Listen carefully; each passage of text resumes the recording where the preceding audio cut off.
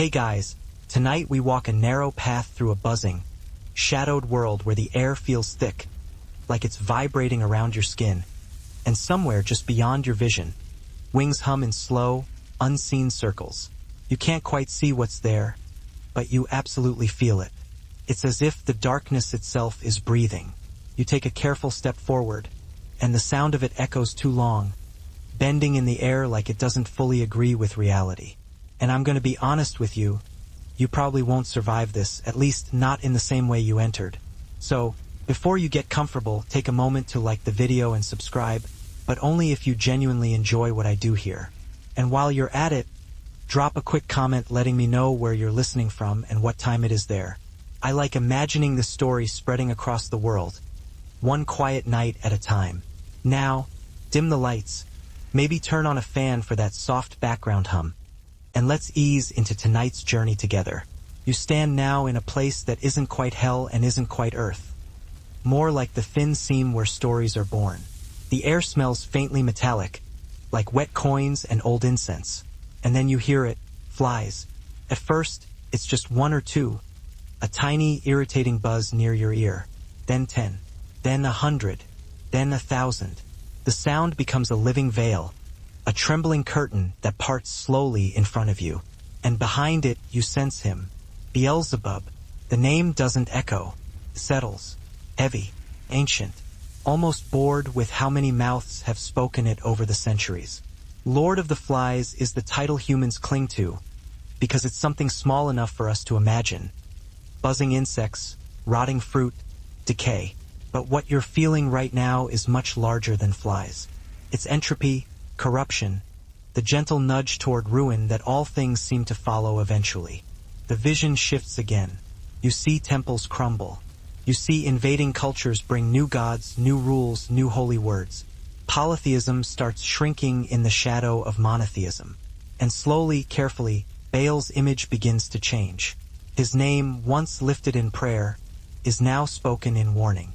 Former devotees are told their sky god is a lie, a trick, a false idol. His temples become evidence of sinful pasts. His altars are broken and repurposed. And then a subtle linguistic betrayal occurs. Beelzebub, Lord of the High Place, twists into Beelzebub, Lord of the Flies. It is meant as an insult, a demotion. You can feel the sting of it, even now, like an ancient wound reopening. A god of storms reduced to something that feeds on rot. It's a smear campaign so effective it outlives entire civilizations. You find yourself standing at the edge of a bustling ancient city, often believed to be Ekron, where this deity was especially honored. In mainstream historical texts, Ekron is linked to Philistine worship, and Beelzebub is referenced in the Hebrew Bible as a false god consulted by King Ahaziah. This moment is one of the earliest written records that directly connects this god to what would become the demonic Beelzebub of later Christian theology. Yet historians still argue whether Beelzebub was actually a distinct god, or simply a sarcastic nickname applied to Baal by his religious enemies. Was the Lord of the Flies ever worshipped at all, or was he invented just to mock another faith? Right now, standing in this ancient stone dust, you're not sure which version feels more true.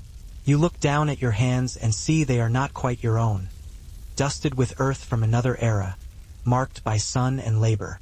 For just a moment, you inhabit the body of one who worshipped him. You feel devotion, not fear, respect, not disgust. You whisper his name not as Beelzebub, but as Baal, and in the far distance, thunder answers. Acknowledgement, memory, recognition, mistakes they make themselves. Third joke. If Beelzebub had a YouTube channel, it would probably be titled Influencing Mortals Without Breaking a Sweat. And as you let yourself be drawn further into his domain, you begin to understand the paradox. He is terrifying and measured, frightening yet oddly orderly. The transformation from god to demon didn't rob him of dignity. It merely recontextualized it. You trudge forward, aware of every ripple of shadow, every flicker of infernal light, and for the first time, you see the power of subtlety, of quiet authority, and of a prince whose influence doesn't need spectacle to be absolute. The dim corridors of Beelzebub's court stretch infinitely before you, But this is no labyrinth of horror. Rather, it is a hall of perception, where every sound, scent, and flicker of light conveys meaning. You trudge forward, boots silent on the ash-fine ground, and notice the air vibrating ever so slightly, as if echoing unspoken judgments. This is the realm where reputations are not whispered. They are codified, inspected, and catalogued. Beelzebub's influence here is subtle but omnipresent. You feel it pressing against your senses, not with fire or threat, but with expectation. You see rows of shadowed figures seated, some with heads bowed, some with wings folded like pages in a book, all waiting. This is the infernal equivalent of a courtroom, where deeds are examined and fates determined. The mainstream understanding from historical demonology texts tells us that demons were often imagined as part of a hierarchical structure. Beelzebub, in particular, is consistently depicted as one of the highest-ranking princes, second only to Satan himself, advising and interpreting the movements of souls and spirits. He is an administrator of immaterial consequence, his judgments subtle yet absolute. You notice the meticulous order here. Each soul, each shadow, each flicker of light seems to occupy a predetermined place. Cosmic version of a clickbait headline, tempting, distracting, and slightly annoying. Historians still argue whether this association with perception and subtle influence is a later embellishment or rooted in older, pre-Christian interpretations of his role. The ambiguity adds layers to his legend, making him simultaneously fearsome and fascinating. You notice a subtle pattern in the movement of other princes. They respect him, defer to him, and occasionally glance at him with a mix of wariness and curiosity. His influence is not demonstrated with dominance but with recognition, the kind that comes from being effective without spectacle. And you finally understand, Beelzebub is less a demon of overt destruction and more a master of influence, strategy, and anticipation. His reign in hell is intellectual as much as it is infernal, a quiet orchestration of vice that affects the human world long before humans even realize it. Third joke. If you've ever been nudged into making a choice and thought, "Why did I do that?" chances are a Beelzebub-level strategist would be proud. And with that, the hall stretches onward, drawing you deeper into the mechanics of infernal power, where authority is felt more than seen, and where subtlety is more terrifying than fire. You trudge forward, absorbing the rhythm of judgment and temptation as though it were the only language that has ever mattered. As you continue down the endless corridors of shadow and muted light, a faint, almost imperceptible hum begins to weave through the air. It is unsettling, yet strangely rhythmic, like the heartbeat of decay itself. You realize that this is the signature of one of Beelzebub's more notorious associations. Disease. Not the dramatic, cinematic kind, but the slow, creeping, insidious rot that spreads quietly, leaving no immediate sign until the consequences are undeniable. Rebellion is dramatic. Beelzebub's power lies in the quiet undermining of order, the artful manipulation of choice. Another quirky tidbit. Obscure grimoires suggest he could manipulate social perception, making certain humans appear heroic or virtuous, while subtly nudging them toward pride or hubris. Second joke. The original spin doctor of human history, but with eternal consequences. You continue to walk alongside him, noticing how the shadows bend and ripple around his form, responding to his silent directives. Every small choice, hesitation, or ambition in human minds seems to echo through this hall, caught in the subtle web of his influence. Historians still debate whether this reflects genuine belief or the symbolic projection of human anxieties about power and ambition. Either way, the effect is undeniable. Beelzebub emerges as a master not of chaos, but of calculation, able to shape outcomes through patience and perception. Third joke. If Beelzebub ran a corporate strategy session, everyone would leave questioning their life choices, and the PowerPoint would be terrifyingly efficient. And as you trudge further into this corridor of influence and reflection, you realize that his dominion is far more nuanced than fear or temptation. It is a web woven through centuries of ambition, desire, and human thought, extending beyond morality into the very core of human decision-making. The hall stretches endlessly now, a river of shadow and faint golden light, bending as if following some unseen current. You trudge forward, sensing the layering of Beelzebub's influence. Temptation, decay, ambition, perception, and now subtle justice. There is a rhythm here, a pattern to his dominion, and you realize that every action, every whispered thought of a human, every fleeting moral hesitation is somehow recorded, acknowledged, or nudged. This is not punishment in the traditional sense. It is orchestration, the quiet shaping of outcomes across centuries. It's that moment when you know something is wrong but curiosity pulls you closer anyway. Like clicking on a suspicious link at 3 a.m. Even though you know better, that's kind of his vibe, historically speaking, and yes, even in bedtime stories we sneak in real facts. The name Beelzebub likely comes from a Philistine or Canaanite deity known as Beelzebub, meaning Lord of the High Place or possibly Lord of the Flies, depending on which ancient linguist you annoy at a dinner party. This deity was associated with the city of Ekron and was worshipped long before he was ever labeled a demon. Over time, Hebrew texts deliberately twisted the name into something degrading, the Lord of the Flies, as a way to mock and demonize rival gods. Ancient religious propaganda, basically. Nothing new, just the original subtweet. But standing here now, you feel a presence that doesn't care about ancient politics. You feel watched, not with eyes, but with awareness. And strangely, there's no immediate fear. There's curiosity, the kind that makes your heart beat a little slower instead of faster. A quiet whisper drifts past your ear, like a thought you didn't quite think yourself. You're early. You don't even remember scheduling an appointment with a prince of hell. But here we are. Now here's a quirky little tidbit that makes this whole thing even stranger. In some medieval grimoires, Beelzebub is not described as a raging monster but as a dignified, almost bureaucratic figure. According to a 17th century demonology text, he is said to sit upon a throne of dull gold, ruling over legions with the same energy as a tired office manager who's seen too many spreadsheets. Honestly, not the most terrifying image. More like the supervisor who sighs loudly when you make a mistake on a form. The flies grow quieter as you step forward, and the space around you stretches open into something like a great, dark hall. There is something oddly sad about it. Time folds again. Empires rise and fall in rapid flashes around you. Roman standards march.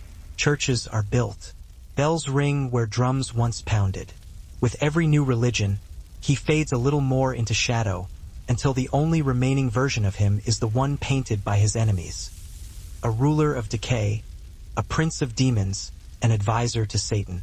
And yet, you feel him still here, not in the old sky, but in the overlooked corners, in swarms of insects over fallen fruit, in abandoned temples being swallowed by jungle, in the quiet rot of forgotten belief systems.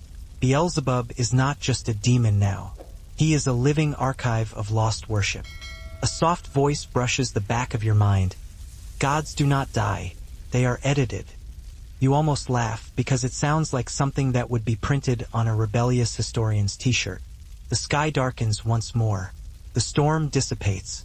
The warm rain becomes a slow, spectral drizzle that passes right through your skin. And you understand that his fall from godhood to demonhood wasn't a sudden drop. It was a long, slow rewriting, line by line, prayer by prayer, culture by culture. And now, as you stand here between thunder and silence, you feel him preparing to show you the next phase. The moment he wasn't just forgotten, but condemned. The last drops of that ancient rain dissolve into nothing as the world reshapes around you again. The stones beneath your feet lose their warmth and turn cold, smooth, like marble that has never known sunlight. The sky above is gone. In its place, there is an endless, vaulted darkness, stitched together with faint golden symbols that drift and rotate like lazy constellations. You have left the age of gods and entered the age of judgment. This is where titles are rewritten. You feel it in Beelzebub before you see it. A tightening, not of fear, something more like irritation mixed with reluctant acceptance. Yet, there is a peculiar freedom in this rigidity, a paradox of discipline and liberty that makes your skin prickle. Beelzebub does not need to shout. His authority resonates quietly but clearly. Fringe texts add a quirky perspective. Some medieval mystics believed Beelzebub could judge a soul's worth not through sin alone, but by the tiniest human hesitation, the flicker of doubt before a misdeed, the subtle, almost invisible acts of weakness. Imagine a cosmic auditor with a devilishly dry sense of humor. First joke. The kind of demon who would mark you down for forgetting to return a library book if you had one. Historians still argue whether these depictions are symbolic, meant to teach morality, or were taken literally by clerics and laypeople alike. You shrug to yourself because, in this space, it matters less whether it was intended as a teaching tool or divine imagination. What matters is the experience, the weight of observation, the sense of accountability that surrounds you. You walk closer to the center, where a figure sits, wings extended, pulsing faintly with a shadow light that illuminates the space just enough for you to see its grandeur. Beelzebub's gaze does not meet yours directly. It is contemplative, patient, as if assessing you without needing confrontation. You realize the real terror of his power lies not in flames or claws, but in perception, the ability to see the potential failure, weakness, and folly in every mortal choice before it manifests. A mainstream historical point emerges naturally here. Medieval scholars often positioned Beelzebub as a demon of corruption, emphasizing gluttony and temptation over chaos and violence, in contrast to other infernal figures. His dominion is structural, like a general managing an army of subtle decay. You feel the echoes of this as the hall seems to pulse with a rhythm synchronized to his will, as if he orchestrates the moral weight of countless lives in silence. The hum grows, resonating through your chest as if the sound itself is an invisible agent, reminding you that in hell, influence is more than moral. It can be physical. Historically, Beelzebub's name became entwined with the spread of plagues and sickness, particularly in European folklore. By the Middle Ages, he was often considered a patron of pestilence, the spiritual figure behind outbreaks that devastated populations. While early accounts primarily labeled him as a tempter or prince of vice, later interpretations emphasized his role in physical corruption. It's a fascinating shift, from god to demon to carrier of disease. You can feel that symbolic weight pressing down around you now. Here's a quirky tidbit. In some esoteric traditions, Beelzebub's association with flies was taken literally. Flies were thought to be his messengers, carriers of both pestilence and moral decay.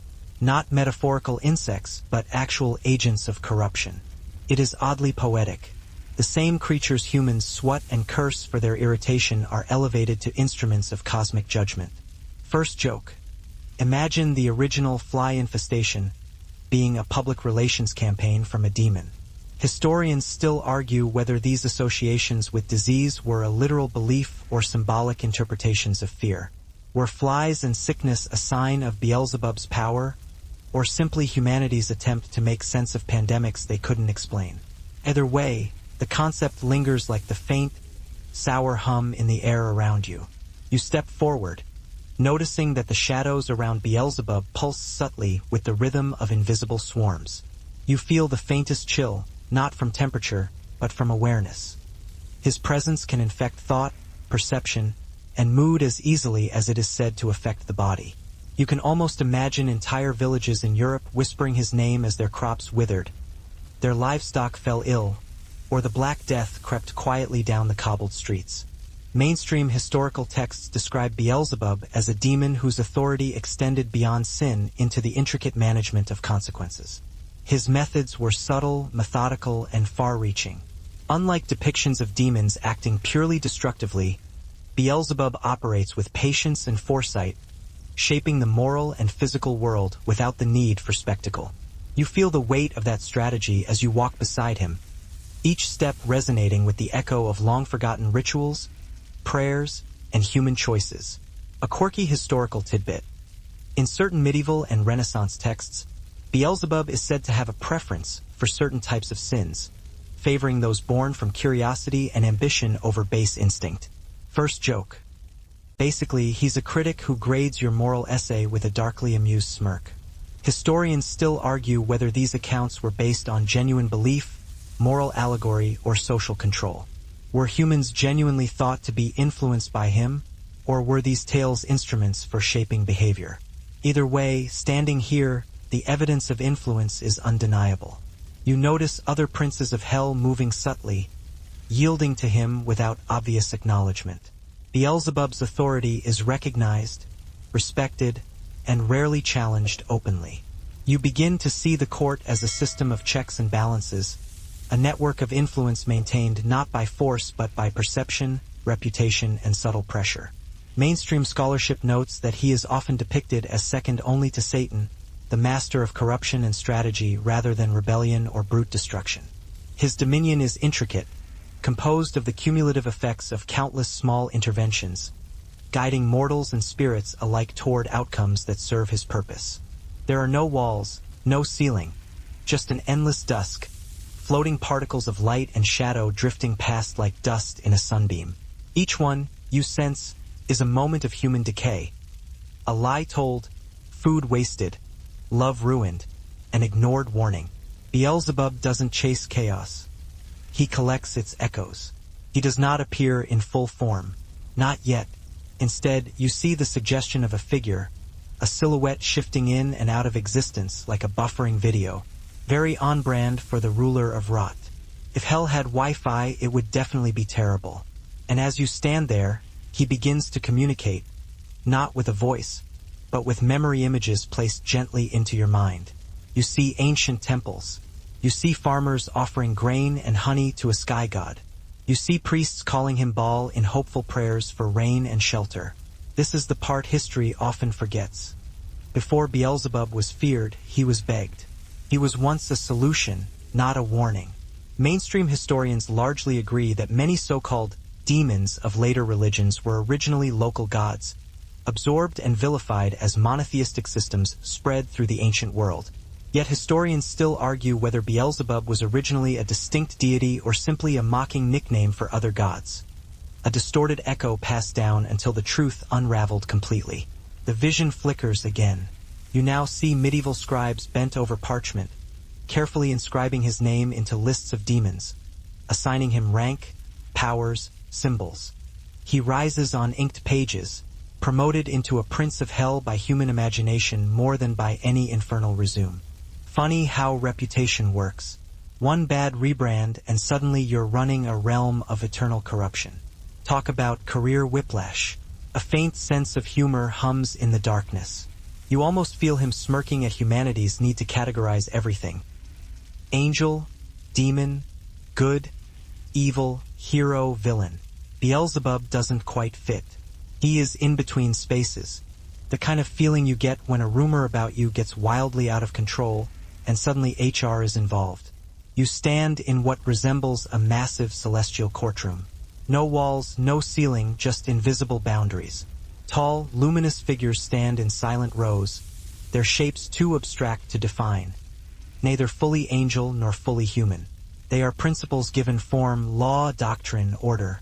In the center, there is an unseen throne, pulsing with a restrained, blinding light. This is the moment many religions speak of in fragments. The great separation, the labeling of loyal and disloyal, pure and impure. While specific details differ across belief systems, one mainstream historical and theological idea remains consistent, that certain spiritual entities were cast out or reclassified as demonic, as part of a moral universe being reorganized. And Beelzebub was one of them. He no longer fills the sky. He compresses now into something more defined, a tall, shadow-wrapped figure with broad, tattered wings that seem made of smoke and insect-thin membrane. You see glimpses of what he used to be in the faint echo of stormlight behind his silhouette, but it flickers, distorted, like a corrupted file trying to open. A voice booms without sound, an accusation instead of a sentence. False god, rival, tempter, corrupter. These words circle him like a verdict written in air. Is he guilty, or is he just inconvenient? Beelzebub doesn't kneel. That alone feels like a crime here. Instead, he tilts his head ever so slightly, a motion that feels almost amused. You sense a dry, ancient sarcasm radiating from him, as if he's heard worse reviews on ancient Yelp pages. Here's a strange, lesser-known, quirky detail that passes into your mind. Some medieval demonologists didn't describe Beelzebub as rebellious at all. In a few obscure texts, he is labeled as a former high-ranking celestial being, demoted not for waging war but for questioning authority and hierarchy. Now, a quirky little detail. Some esoteric texts hint that Beelzebub had favorites among the souls, granting small favors or leniencies to those who amused him or caught his attention. These were tiny acts, an extra breath, a delayed punishment, but they hint at a personal dimension to his authority. Second joke. Essentially, Beelzebub could have a soft spot for the soul equivalent of people who bring donuts to meetings. You tread carefully through the rows, noting how shadowed entities respond differently to his presence. Some straighten instinctively, others fold further into themselves, overwhelmed by the invisible pressure. You realize this is less about fear than understanding. Every action has consequences. Every glance carries meaning. Even the smallest hesitation might be registered, weighed, and catalogued in ways beyond comprehension. Historians still argue whether this hierarchical structure was purely symbolic or a reflection of lived fears and moral psychology. Did medieval humans project their anxieties onto Beelzebub to rationalize misfortune? Or did they experience him as a real, active presence shaping their world? The ambiguity is part of his power. You step closer to the front of the hall, feeling the hum of unseen energies brushing against your skin. A faint, almost imperceptible smile seems to curve the shadows around him. You get the impression that Beelzebub enjoys the theater of judgment itself. The anticipation, the preparation, the subtle demonstration of authority that needs no spectacle. Third joke. If Beelzebub hosted a reality TV show, it would be Subtle Manipulations, Infernal Edition, and honestly, ratings would be terrifyingly high. As you stand there, soaking in the ordered dread, you begin to grasp the real essence of a prince among demons. Not chaos, not terror, not fire, but the patient, calculated management of influence. Mainstream historical sources note that medieval Christians often interpreted Beelzebub's influence as both moral and physical, a combined threat that emphasized his power over all aspects of human vulnerability. The terrifying efficiency of that image lies in its duality. He tempts the soul while simultaneously imperiling the body. You can feel that duality now in the way the shadows stretch and sway around you. Another quirky note. Some mystics believed that he could control the timing of outbreaks, using them to punish or test human populations. Second joke. Basically, he's the cosmic version of someone who schedules chaos just to see how well humans cope. Historians still argue whether this level of agency was genuinely attributed to Beelzebub or if it was a narrative device to explain natural disasters within a moral framework. Regardless, the impression of power is undeniable. You notice subtle hints of mortality echoing in the hall. Whispers of souls lost too early, names fading from memory, and shadows that shiver when their deeds are observed. You understand now that Beelzebub's court is not only a courtroom of morals, but also of fate. Every whisper, every fly, every unnoticed choice carries weight. Third joke. If you ever wondered why someone coughing at a medieval banquet caused panic, now you know. The spiritual PR team was apparently very efficient. And with that, you step deeper into the rhythm of decay, feeling how Beelzebub's presence intertwines temptation and consequence, moral and physical, shaping both worlds in ways almost imperceptible but profoundly powerful. You trudge forward, following the subtle hum that marks Beelzebub's dominion, and the air thickens with a strange mixture of anticipation and dread.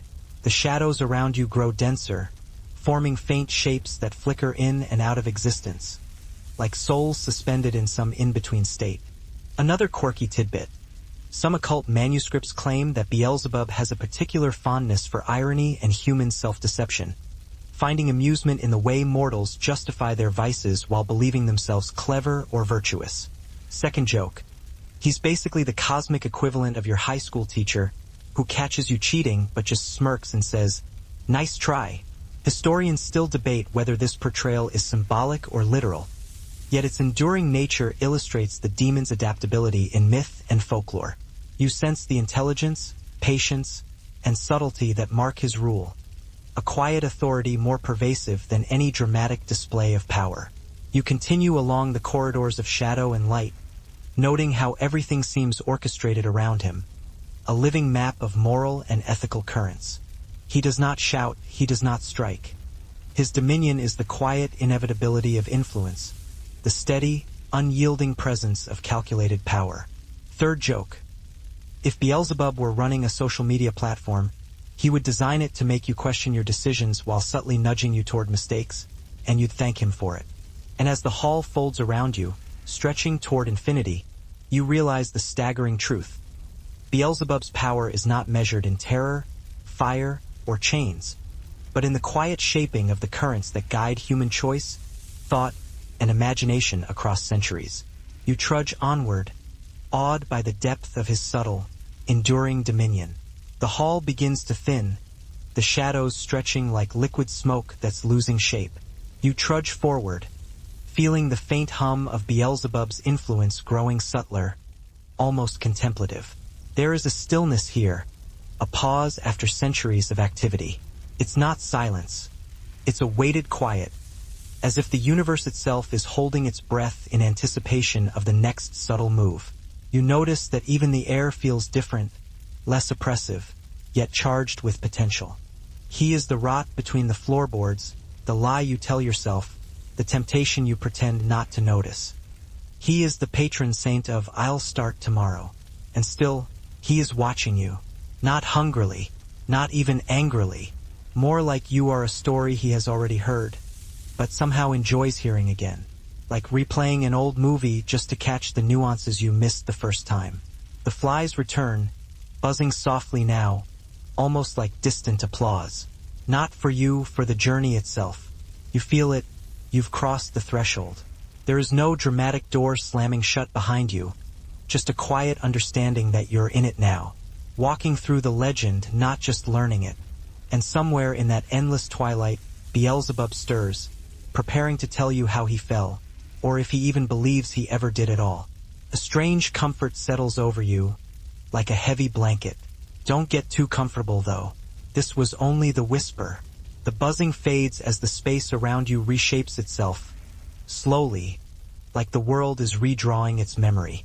You no longer stand in that twilight hall, but under a vast, ancient sky, heavy with storm clouds. The air is warm and electric, clinging to your skin.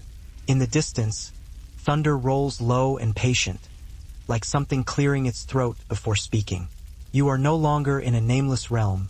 You are in the deep past, where God still walked in the language of wind and rain. And here, Beelzebub is not Beelzebub. Here he is Baal, the sky god, a storm bringer, a name spoken with reverence instead of fear. You stand among stone altars weathered by centuries that haven't happened yet. Smoke curls upward from burned offerings of grain and small animals, drifting into the sky with an earthy, sweet scent mixed with something bitter. Villagers kneel, faces pressed to the ground, murmuring prayers for rainfall, for good harvests, for protection against famine. To them, Baal is not a demon. He is hope with thunder in its hands.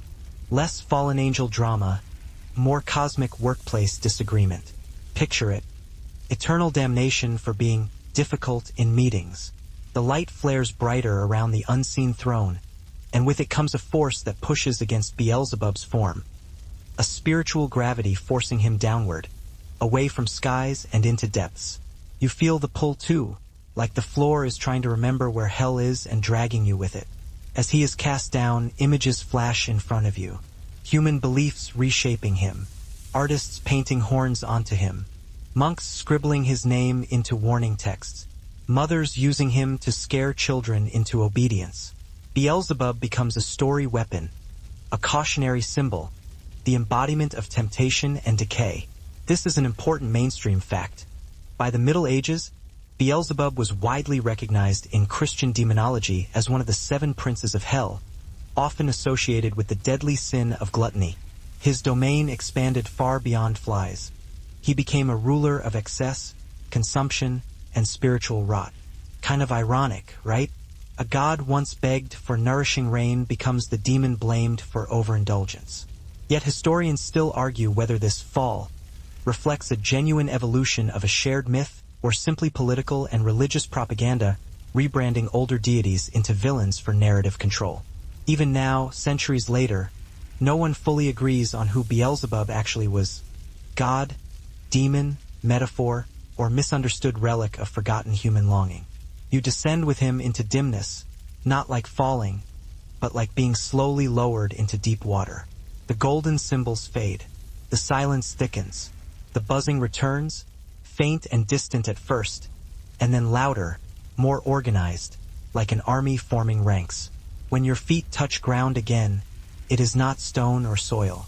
It is ash, fine and soft, like the remains of burned pages. Above you there is no sky, only a red-black haze, pulsing slowly as if hell itself is breathing in its sleep. And somehow, walking silently beside him, you feel the weight of centuries, the accumulation of fear, devotion, and legend condensed into one darkly magnificent presence. You continue forward, the hall stretching endlessly in all directions, filled with echoes of movement and whispered judgments. Beelzebub does not move, he does not need to. His presence is enough to shift the subtle currents of power around you. And now, as you trudge deeper into this infernal hierarchy, you begin to sense the intricate network of rivalries and alliances that define his rank. This is no random collection of demons. This is a court, a bureaucracy, a kingdom where strategy is as vital as strength. You are witnessing influence itself take form. In mainstream demonology, Beelzebub is consistently described as one of the 7 princes of hell, often placed near the top alongside Lucifer, Leviathan, and Mammon. His duties are not limited to tormenting humans. He oversees aspects of vice and corruption, coordinating his legions in ways that resemble the organizational structures of earthly governments. You feel it now in your bones. This is authority sculpted over centuries, precise and deliberate. He does not command by fear alone. He commands by efficiency. Yet there is a curious, fringe idea preserved in some obscure grimoires. Beelzebub is sometimes depicted as a master strategist, mediating disputes between other princes. Some manuscripts hint at whispered bargains in shadowed corridors, where demons negotiate territories of temptation, influence, and responsibility. You can almost hear the faint murmur of deals being struck. I will handle this sin. You take the next temptation. First joke. Essentially, it's like hell runs on a performance review system, but the feedback is eternal damnation. Historians still argue whether these descriptions reflect genuine medieval belief or are symbolic allegories for the human understanding of vice and social order. And now you begin to sense another layer of his power. The rituals, the summoners, the humans desperate enough to call him forth. You almost shiver at the thought. Not because he is wrathful, but because the act itself carries weight, a reminder that he can move even through human belief. Historically, medieval and Renaissance grimoires describe Beelzebub as one of the primary entities invoked in occult rituals, often alongside Lucifer or other high-ranking demons. Summoners would attempt to enlist his favor or guidance, though these texts consistently warn of the danger. Even a single mistake could leave the practitioner vulnerable to corruption, misfortune, or spiritual decay. You can feel the traces of these rituals here, lingering like echoes that refuse to fade, each one a faint vibration in the fabric of the hall. A quirky detail emerges. Some occult manuals suggest that Beelzebub would only respond to summoners who displayed cleverness, subtlety, or persistence.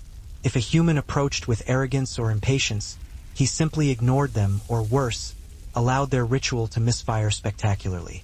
First joke. Basically, the demon version of a try harder next time email. Historians still argue whether these accounts reflect actual medieval practice or are cautionary tales meant to frighten and moralize.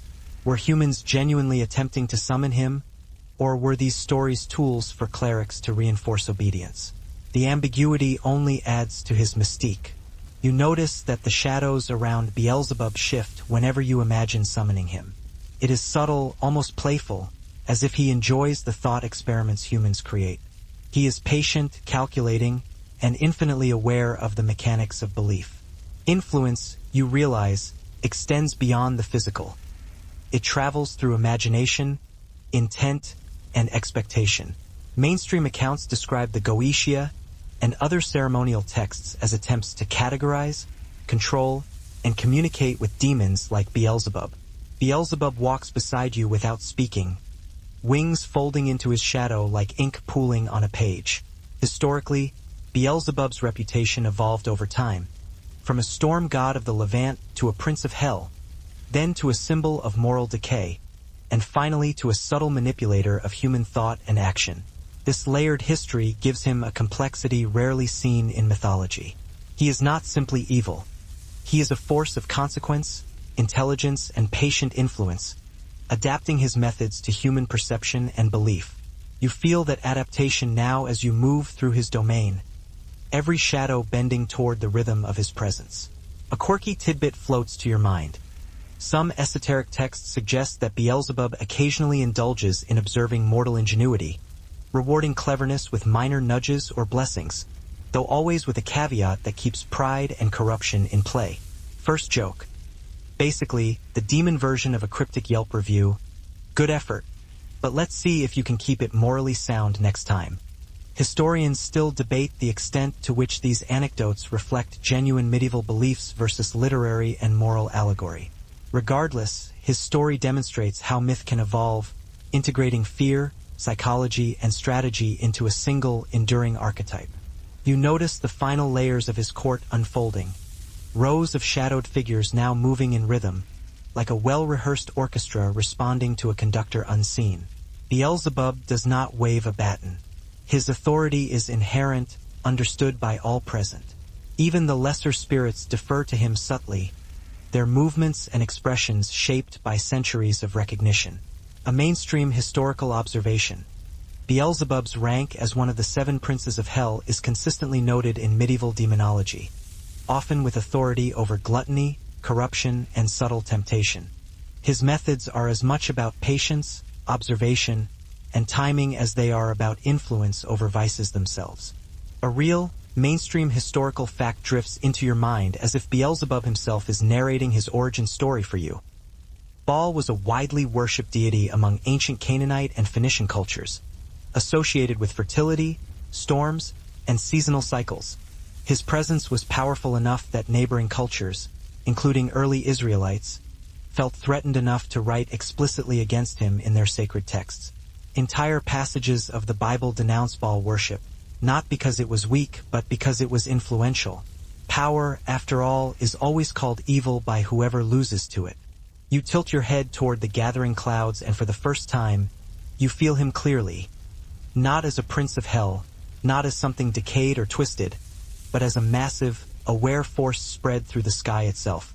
The low rumble of thunder is his voice. The crack of lightning is his mood. And the rain that begins to fall, warm, heavy, generous, is his gift. Strange, isn't it?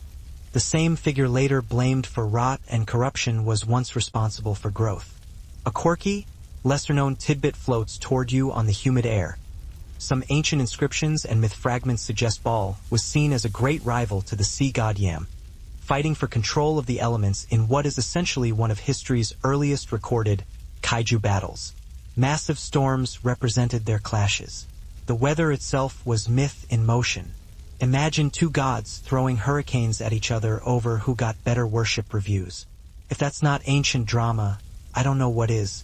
And in front of you, Beelzebub finally stands still and clear. No grotesque monster. No theatrical devil horns. He is tall, composed, wrapped in a kind of quiet authority. His wings hang behind him like thick curtains of shadow. His gaze, when it lifts toward you, is intelligent and ancient, almost tired. There, a thought settles into you. Is that the fall they warned you about? For the first time, you're not just observing history. You're being spoken to by it. And the strangest part? He doesn't seem angry at his demotion. He seems relieved, like a storm finally allowed to rest. But make no mistake, you can feel it now. This is not weakness. This is consolidation. The moment he accepts his new identity, the air thickens with power, darker and denser than any thunder you felt before. A prince is not born by light alone. Sometimes a prince is forged by shadow. And Beelzebub, newly crowned by condemnation, begins to gather hell around him like a kingdom answering its king. The darkness stretches, settling around you like velvet, thick and palpable, yet somehow comforting. You trudge forward, feeling the faint heat of unseen fires brushing against your skin. The air smells faintly of sulfur and old parchment, a curious mix that reminds you of libraries you visited as a child, dusty tomes stacked so high you feared the ceiling might collapse. Here, in this place between memory and imagination, Beelzebub's new domain begins to take shape, and you sense him asserting authority, not over skies, not over storms, but over something infinitely more subtle, hierarchy. He is no longer a single god or an undirected force of nature. He has become a prince among princes. The medieval texts speak of him sitting at Satan's right hand, advising, judging, scheming. You can feel the weight of that title pressing down on him, not like a crown of gold, but like a mantle of expectation, heavy with centuries of whispered fear. Did clerics intend for these rankings to be taken literally, or were they teaching tools to illustrate moral and spiritual hierarchies? Regardless, you can feel the weight of these interpretations pressing down as you move. Beelzebub's rivals shift in the shadows, unseen yet present. You notice subtle tension in the air, like a storm held in check by invisible hands. Lucifer's dominance is apparent, a blazing presence just beyond perception, and yet Beelzebub's authority is steady, methodical. You begin to understand that in hell, power is not about who screams loudest, but who moves unseen, who nudges events subtly, and who understands the interplay of influence. A mainstream fact: medieval texts often portray Beelzebub as a manipulator of both other demons and humans, a puppet master who thrives on subtle corruption. In contrast, Lucifer is often associated with rebellion, Mammon with greed, Leviathan with envy. The distinctions highlight the medieval effort to categorize sins and assign them symbolic rulers, creating a complex moral universe where every misdeed has an overseer. A quirky tidbit floats into your awareness. Some occult traditions describe Beelzebub as taking great amusement in watching the other princes squabble over the smallest details, such as which demon is assigned to tempt a particular human or how long a soul's minor indulgence should be punished. He is patient, detached, almost like a chess master enjoying the opening moves before the game truly begins. Second joke: if hell had an office holiday party, he would be the one quietly judging your terrible taste in tinsel. As you walk alongside him, you sense the subtle political maneuvers in action. Every action has consequences. Every glance is a communication. Every whisper carries weight. You notice other demons bending slightly, deferring to his judgment without even realizing they do it. It is influence in its purest form, unseen, pervasive, undeniable. He is listed with detailed instructions, ranks, and associated powers, sometimes described as the one who commands 36 legions of demons.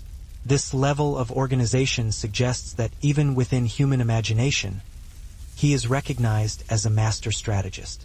Another quirky tidbit: certain Renaissance texts hint that Beelzebub could manipulate not only outcomes but also the perception of outcomes. He could make a failed summoning seem successful, a minor misstep catastrophic, or a trivial indulgence appear consequential. Second joke: essentially, the ultimate magician's sleight of hand, but with eternal consequences. You step lightly, sensing the tension in the air, the weight of human expectation pressing into the hall. Beelzebub's presence magnifies the stakes, making even thoughts of summoning feel like trespassing into a subtle, precise network of influence. Every whisper, every intent, every hesitation is observed and catalogued. Historians still argue whether such tales were metaphorical, teaching humans caution and humility, or literal, representing an actual perceived interaction with the infernal. Either way, you feel the faint thrill of standing close to such a complex, patient, and cunning force. Third joke: if he had a modern PR department, they'd probably call it strategic influence and subtle chaos. And as you move deeper, you realize the unnerving truth. Humans believe in him as much as he allows, and the summoner's dreams ripple back into the mechanics of his dominion, feeding a cycle of anticipation, manipulation, and quiet authority that never ends. You step further into the hall, and the shadows stretch longer, curling around your feet as if testing your presence. A faint, restless murmur drifts through the air, almost like the collective whispers of frightened villagers.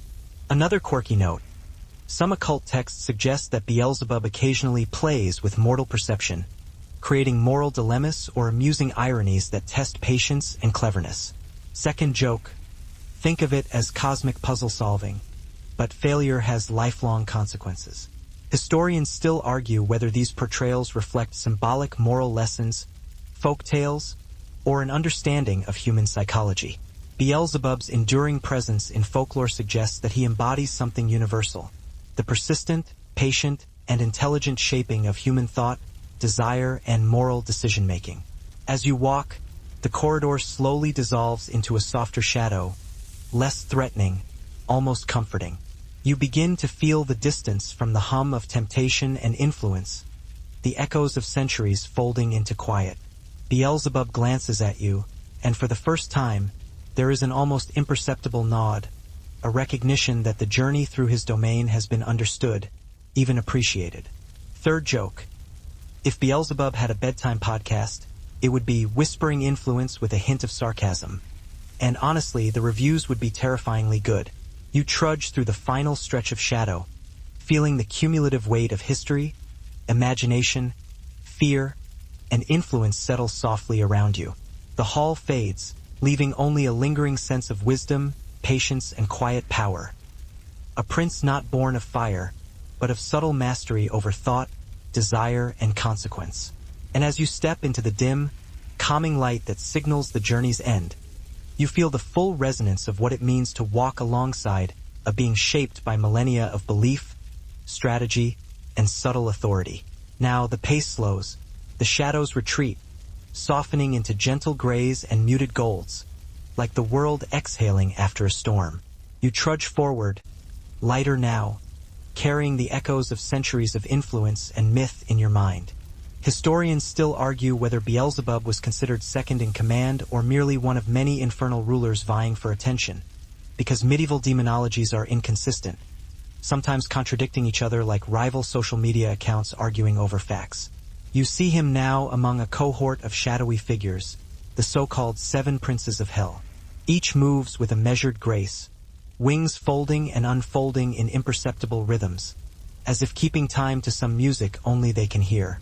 Beelzebub's presence is different, composed, deliberate, quietly commanding. There's a sense that he doesn't need to shout, that influence flows from him like the pull of gravity over molten iron. A mainstream historical fact: in most demonological texts from the 15th to 17th centuries, Beelzebub is often associated with gluttony or excess, in contrast to Lucifer's rebellion, Mammon's greed, and Leviathan's envy. This differentiation shows a medieval attempt to organize hell morally, almost like a cosmic office hierarchy. And you can feel it as you move through this domain. Everything has a place, a function, a role to fulfill. But then there's the quirky bit. Some fringe occult texts describe Beelzebub not as a figure of chaos, but as a meticulous administrator, a demon with spreadsheets in his own infernal language, meticulously auditing souls to determine their vices and weaknesses. You almost imagine him in a tiny pair of spectacles, tapping his clawed fingers on the ledger, murmuring to himself about inefficiencies. Second joke of the night: honestly, if hell ran a corporate office, he would be the one silently judging everyone's coffee choices. Historians still argue whether this depiction was symbolic or literal, whether medieval scholars truly imagined demons as bureaucrats or were using humor and allegory to teach morality. You shrug, because in this place it doesn't matter, the concept is alive and you can feel it pulsing. You wander further through this infernal court. Historians still argue whether the medieval demon hierarchy mirrors human social structures, projecting earthly politics onto metaphysical entities, or if it represents a genuine attempt to understand evil systematically. Whatever the case, Beelzebub embodies both the terror and the logic of that system, a constant presence managing chaos with precision and foresight. And as you trudge further into the court, you feel something you didn't expect: admiration, not fear, not revulsion, respect, tinged with unease. For here is a figure who rules not with spectacle, but with strategy, patience, and an almost unnerving calm. The kind of ruler who doesn't need to remind you he exists, you already know. Third joke: if he ran a modern boardroom, Quarterly reports would terrify everyone, and nobody would dare question his PowerPoint transitions. And through it all, the subtle hum of his authority follows you, wrapping around the hall like a soft, persistent current, reminding you that Beelzebub's true power is influence itself, silent but absolute. The deeper you move through the hall of shadowed authority, the more palpable the sense of temptation becomes. It isn't flashy, nor is it immediate. There's no fire or trumpet blast. Instead, it manifests as a soft pressure, an invisible brush against your thoughts, tugging gently at hidden desires and fears. You realize that in this place, Beelzebub's influence is less about force and more about suggestion. He does not command. He whispers through the corridors of morality, nudging choices before they are even made. Mainstream demonological texts describe Beelzebub as a master of temptation, a figure who subtly steers humans toward excess, indulgence, and moral weakness. Unlike other princes of hell, whose associations are often more dramatic, like Lucifer with rebellion, Beelzebub thrives on the incremental, quiet erosion of virtue. You realize that this is the echo of medieval imagination, the stories ordinary people told about Beelzebub, not as a distant prince of hell, but as a figure they could encounter in their daily lives. Fear was palpable in these tales. Not the kind of fear sparked by distant battles or unseen storms, but intimate, creeping fear, the sort that settles in your stomach when you sense someone is watching. Medieval folklore is rife with accounts of Beelzebub appearing to warn, test, or punish humans. These stories were often localized, adapted to fit the concerns and superstitions of small towns, villages, and households. He is sometimes depicted as a shadowy figure near doorways, at crossroads, or hovering above the beds of the sleeping, a tangible presence that blends moral caution with sheer psychological pressure. Historians still argue whether these anecdotes reflect genuine belief or are moral allegories intended to instruct and frighten simultaneously. Either way, standing here, you feel the texture of those fears in the very air. Here's a quirky medieval detail. In some regions, people would throw flour or salt outside their homes to ward off Beelzebub, believing the particles disrupted his invisible path. First joke. Basically, the original flypaper deterrent for your neighborhood demon. You watch as shadows twist into shapes resembling those villagers, moving through their imagined homes, going about their lives while the unseen observer waits. Beelzebub does not strike. He simply lingers. The subtle threat of presence is enough. It's a lesson in restraint, a demonstration that control does not always require overt action. A mainstream historical observation.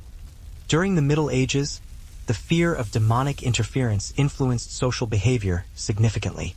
People attributed misfortune, disease, and moral failure to the unseen hands of princes like Beelzebub, blending superstition, theology, and social control into a single, inseparable concept. The hall, once imposing and alive with whispers, fades into quiet corridors of thought, leaving only the faint hum of understanding. You feel the weight of history lift gradually, and the air itself seems to calm, carrying with it the subtle knowledge of lessons learned and mysteries observed. Beelzebub is no longer a looming presence at your shoulder, but a lingering sense of patience and quiet authority. The sharp edges of fear dull, replaced by recognition of subtle power, the kind that moves unseen, shaping decisions, thoughts, and imagination with precision rather than spectacle. You notice the faintest smile of understanding, as if centuries of human hope, fear, and ambition have folded into a single pattern now clear to you. You take a deep breath, the air gentle and soft against your skin, and imagine the stories you've walked through. The ancient storms, the medieval villages, the scholars, the summoners, and the ordinary people whose beliefs shaped a legend. Every whisper, every shadow, every flicker of thought you encountered now settles into a quiet rhythm, like the final notes of a symphony fading into night. And as the hall dissolves completely, leaving only a soft, ambient glow around you, you feel a calm resonance, an understanding that power, subtlety, and patience can endure far longer than noise, spectacle, or fear. The echoes of influence remain, but they are gentle now, like a soft current beneath the surface of consciousness, a quiet reminder of what you've witnessed. Slow your breathing, Let the thoughts drift. Feel the warmth of understanding mingle with the shadows of myth, and let yourself ease into the quiet. You are safe. You are present. And the story of Beelzebub, prince of subtle influence, rests gently behind you, a whisper in the night that need not frighten, only linger in the mind. The light is dim, almost non-existent, and yet you see everything clearly. Shadows have depth. Even the silence hums with the weight of expectation. Beelzebub moves with confidence, interacting with other princes. You sense rivalry and diplomacy, whispered deals and grudges held longer than lifetimes. The politics of hell are as intricate as any human court, perhaps more so because consequences extend beyond the physical. And in this atmosphere, you notice the subtle ways Beelzebub exerts his influence. He doesn't command swarms or strike with fire. He nudges. He tempts. He points weaknesses out in others, not with malice but with strategic precision.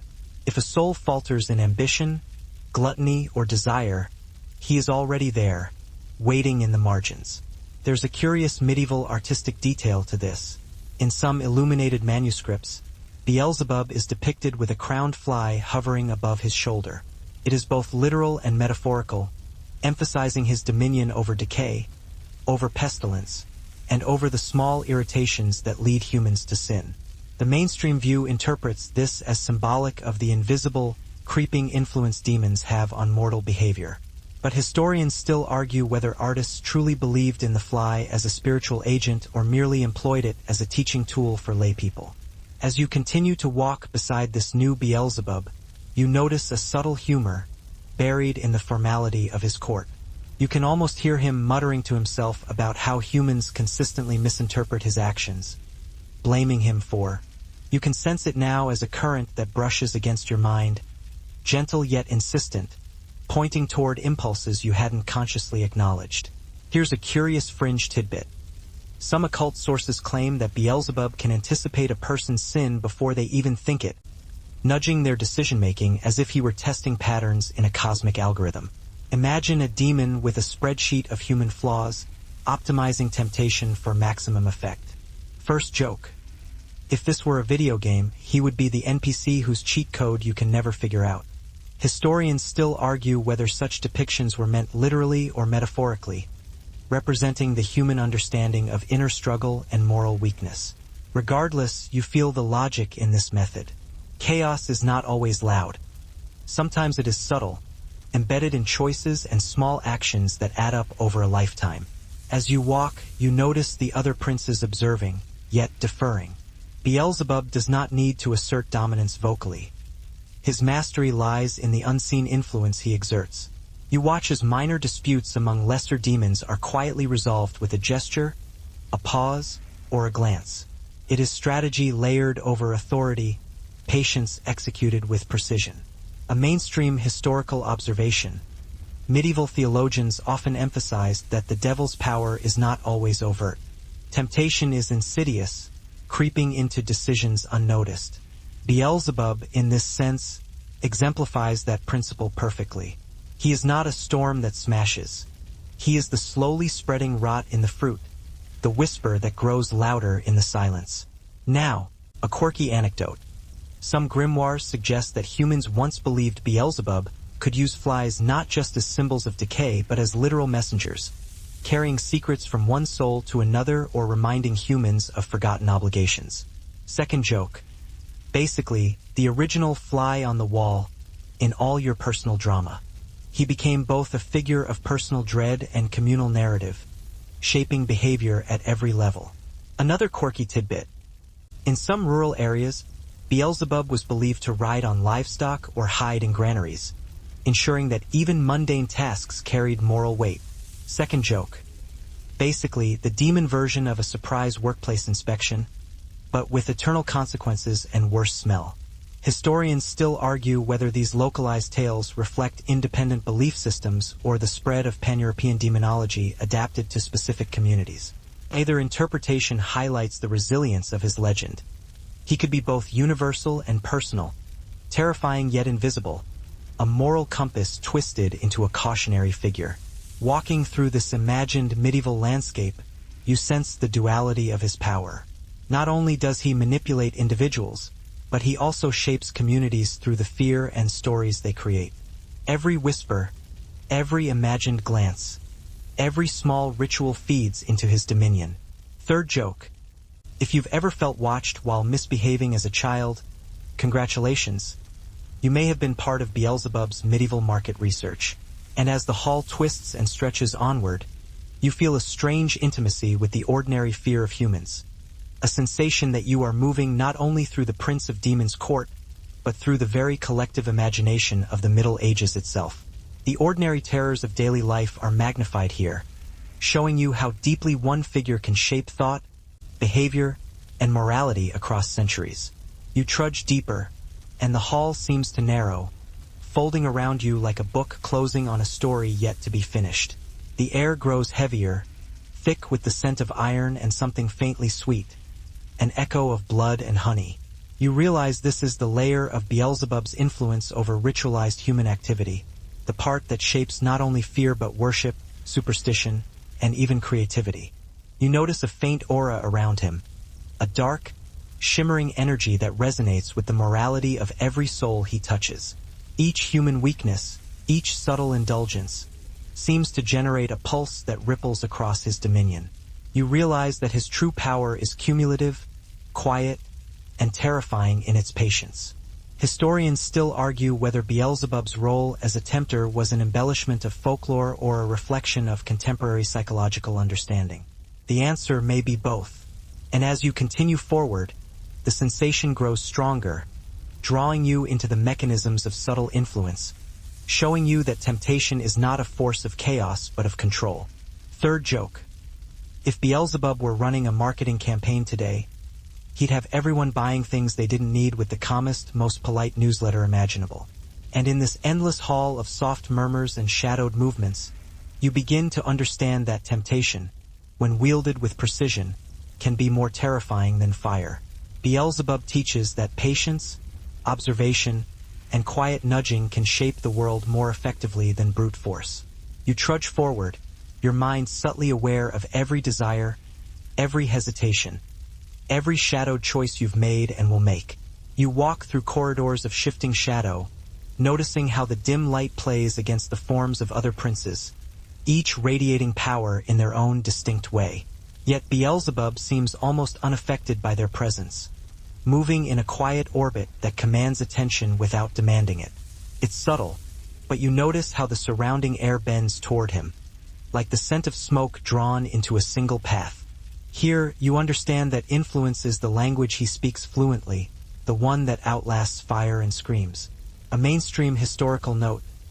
Medieval theologians often emphasized that Beelzebub's power over human behavior was considered second only to Satan himself. Every shadow seems to pulse with the memory of human thought, the collective imagination acting almost as an extension of his will. Mainstream historical texts note that Beelzebub's role evolved over centuries.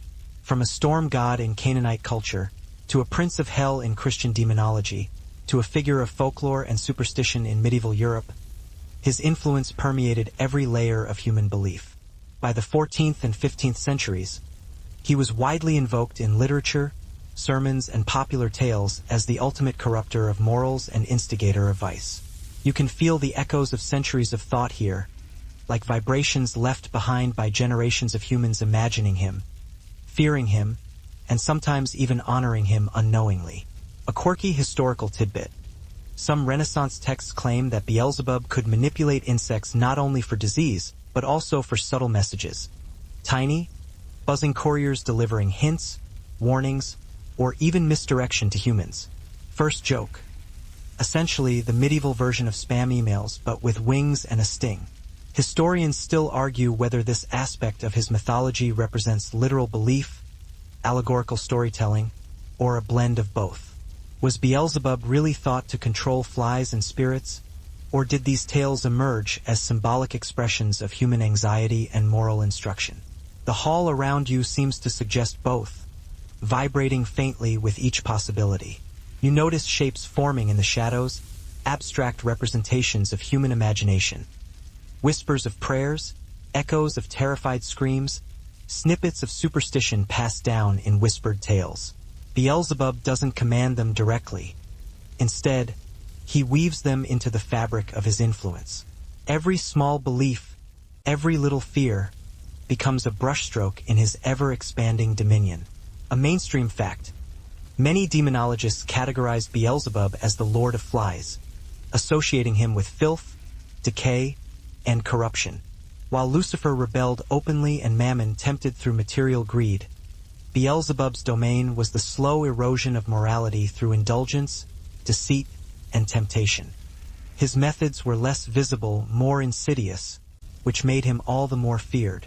You can feel it now, in the way shadows cling to his form and seem to stretch toward every flicker of human weakness. Oddly enough, in some fringe sources, Beelzebub is described not only as a tempter but as a philosopher of sin, studying human behavior as a scholar observes a text. He is patient, calculating, almost contemplative in his approach to corruption. First joke. Basically, he's the demon who would take notes during a bad decision and present a PowerPoint on it later. Historians still argue whether these portrayals represent genuine belief or literary allegory. Was Beelzebub truly perceived as a subtle manipulator, or is he a reflection of how humans conceptualize temptation in ways they could comprehend? Either way, walking beside him, you sense the full scope of his reputation. You drift past shadowed alcoves where whispers of his past worship persist. Ancient prayers, once spoken to Baal, echo faintly, twisted now into warnings and admonitions. The transformation from god to demon isn't just political. It is linguistic, cultural, and psychological. Every syllable of his name, every story told about him, is a vector of power, shaping human perception over centuries. Another curious tidbit: some medieval manuscripts hint that Beelzebub could manipulate not just actions but perception itself, creating illusions that made sins appear more attractive or obligations feel heavier. Second joke, he's basically this is not merely symbolic. In the medieval imagination, these elements represented moral, spiritual, and physical corruption, reinforcing the idea that Beelzebub's power was pervasive and inescapable. Another quirky note: some esoteric manuscripts suggest that he could observe multiple human societies simultaneously, noting moral failures, curiosities, and inclinations with the detached interest of a scholar. Second joke. Basically, a cosmic social media feed of human mistakes, curated by a very patient demon. Historians still debate how much of Beelzebub's mythos reflects localized folk beliefs versus broader theological frameworks. Regardless, his legend persisted because it resonated with the fears and observations of ordinary people, ensuring that his presence remained relevant across centuries. You feel the weight of this accumulation as you walk, noticing subtle shifts in the shadows and light. The hall itself seems alive with the whispers of millions of imagined sins, small acts of indulgence, and fleeting moral lapses. You realize that Beelzebub thrives here, not through terror alone, but through the amplification of human thought, imagination, and culture. Third joke. If he ran a feedback loop today, it would probably be called Eternal Influence, now with 1000% more anxiety. And as you trudge onward, the magnitude of his reach becomes clear. Beelzebub's dominion is both intimate and universal, threading through centuries of belief, shaping the subtle architecture of fear, desire, and imagination that continues to echo even into the present day. The hall shifts again, folding inward like a living organism, the shadows deepening into shapes that almost resemble memories. You sense the weight of centuries pressing against your chest, a mix of reverence and unease. Beelzebub moves ahead silently, a dark thread pulling the weave of this realm taut. You trudge along, noticing the subtle hum of power that seems to resonate from him, vibrating through the very fabric of the air.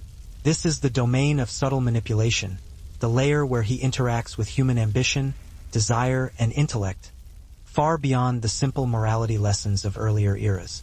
Historically, Beelzebub's influence extended into human thought, creativity, and even politics. Medieval demonologists often associated him with not just temptation but the clever exploitation of human ambition and vanity. He was feared as a corrupter of kings, advisors, and scholars alike, able to twist intentions through subtle suggestion. You feel the echo of that influence here, like ripples through water that continue long after the initial touch. A quirky detail emerges. Some esoteric texts suggest that Beelzebub could inspire humans to inventions, discoveries, and even artistic creations, but only if the result would also lead to vanity or moral compromise. First joke. Essentially, he's the cosmic muse who insists on a side of guilt with every creative breakthrough. Historians still argue whether these attributions were literal or metaphorical, whether they reflect actual belief or a symbolic representation of human ambition and error. Regardless, you sense the logic: power is most effective when it is subtle, when it nudges rather than commands, when it operates invisibly in the minds of the ambitious. You notice shadowed forms along the hall, figures bending under the weight of their own desires, being guided, prodded, or delayed by invisible currents. Beelzebub observes, detached yet engaged, a strategist at a level beyond ordinary comprehension. His authority is exercised not through fire or chains, but through knowledge of human psychology and weakness. A mainstream historical observation. In some demonological treatises, Beelzebub is described as second only to Satan in terms of rank and influence, particularly in matters of cunning, deceit, and subtle corruption. Unlike Lucifer, whose